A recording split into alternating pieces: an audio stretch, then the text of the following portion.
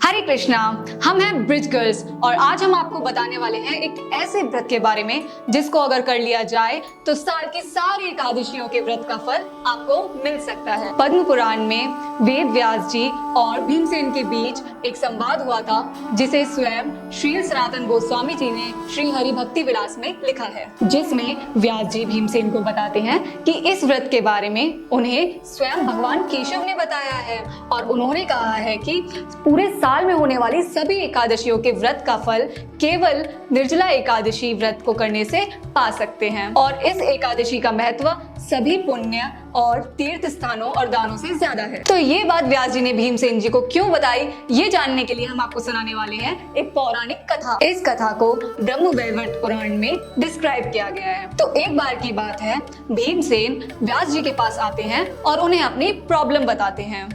वे कहते हैं कि हे पितामह, मेरे भाई, माता द्रौपदी, माता कुंती सभी एकादशी के व्रत को बहुत अच्छी तरीके से और पूरी निष्ठा से कंप्लीट करते हैं और वे लोग मुझे भी एकादशी का व्रत करने के लिए कहते हैं। और ये बात मैं भी जानता हूँ कि एकादशी का व्रत करना हमारे वेदों का आदेश है, लेकिन मैं क्या करूँ? मैं पूजा पाठ दान सब कुछ कर सकता हूँ, लेकिन एक दिन भी मैं बिना खाए नहीं रह सकता क्योंकि मुझसे भूख सहन ही नहीं होती। तो प्लीज आप मुझे किसी ऐसे उपाय के बारे में बताएं जिससे मुझे एकादशी के व्रत का फल भी मिल जाए। भीमसेन की ये बातें सुनकर व्यास जी मुस्कुराते हैं और कहते हैं कि जो भी व्यक्ति एकादशी के दिन अन्य का त्याग करके व्रत करता है उसे स्वर्ग की प्राप्ति होती है और हर महीने एकादशी का व्रत करना बहुत ज्यादा जरूरी है। अब ये सारी बातें सुनकर भीमसेन जी तो डर जाते हैं। वो कहते हैं कि मैं पूरे साल की 24 एकादशी तो क्या, मैं तो एक दिन भी बिना खाए नहीं रह सकता। मेरे अंदर व्रत नामक एक अग्नि हमेशा जलती रहती है जो केवल और केवल भोजन करने से ही शांत होती है।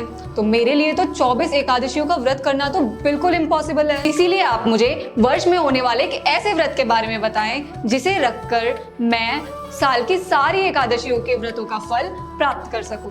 तो भीमसेन की ये बातें सुनकर श्री व्यास जी कहते हैं कि हे पुत्र, अब तुम ध्यान से सुनो।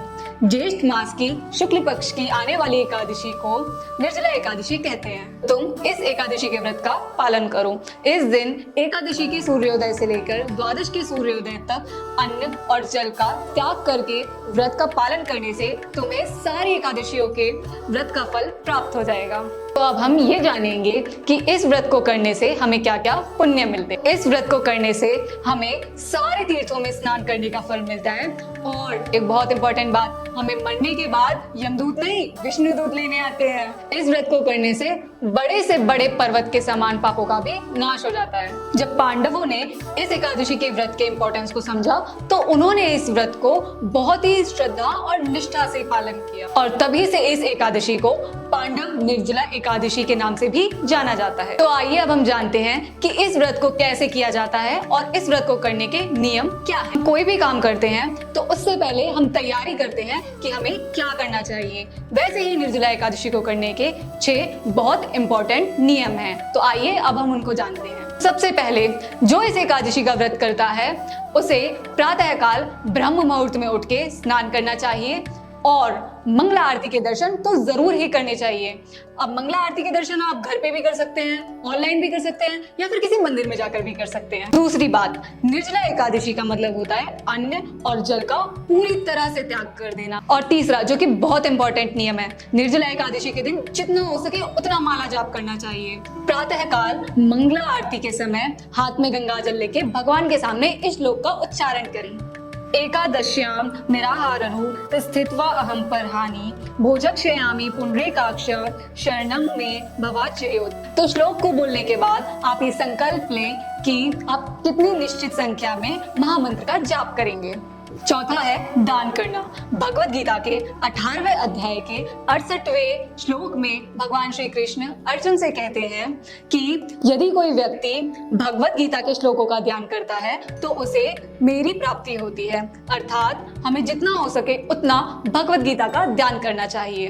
पांचवी बात, शाम के समय आप अपने भगवान का अभिषेक दूध से या फिर पंच द्रव्य से करवा सकते हैं और सबसे इम्पोर्टेंट, शाम के समय जितना हो सके उतना कीर्तन चिंतन करिए। और छठवीं सबसे इम्पोर्टेंट लास्ट बात कि आप अपने ठाकुर जी के सामने और तुलसी माता के सामने शाम के समय घी के दीपक जरूर जलाएं। तो अब हमने जाना कि पूरे साल में एक निर्जला एकादशी का व्रत करने का कितना ज्यादा महत्व है। तो इसीलिए आप सब अपनी लाइफ में निर्जला एकादशी को ज्यादा से ज्यादा प्रायोरिटी दें और निर्जला एकादशी व्रत करने के लिए पहले से ही पूरी तैयारी कर लें। अगर आप एकादशी की ऐसे ही कथाओं को आगे भी सुनना चाहते हैं तो जल्दी से हमारी वीडियो को लाइक करें और हमारे चैनल ब्रज गर्ल्स को सब्सक्राइब करें।